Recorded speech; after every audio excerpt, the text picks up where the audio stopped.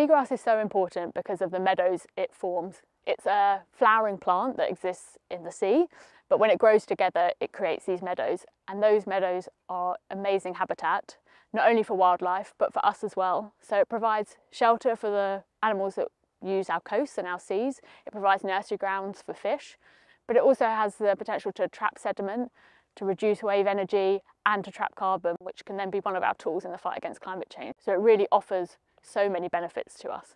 So we've seen quite big declines of seagrass around our UK coast. Some of the estimates are as high as 92%, and we've lost at least 44% since the 1930s. So we've seen quite a lot of pressure on our seagrass habitat around the UK. Restoring the Thamescape is a ZSL project looking at restoring coastal habitats together. That's why we're here today, to start some of our restoration trials involving seed. And the species that we're focusing most of our work on is Zostra noltii. So Zostra noltii, our dwarf seagrass species that we find intertidally, so it's exposed at low tide. That creates meadows like other seagrass species and forms a lot of the same functions around fish nursery ground, but it also is an incredibly important feeding ground for a lot of overwintering birds like the Brent geese that come to this area, and we see a lot of around the Thames Estuary area.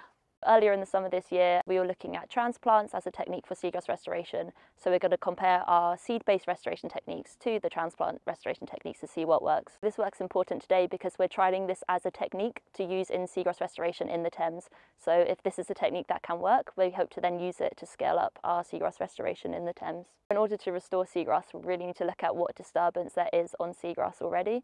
We also need to know where it is. We need to map it and get good baseline data on its condition. And we need to trial different restoration techniques. And working together with other projects working on this species, we can really come together and share our knowledge to get these marine ecosystems back into the Thames Estuary.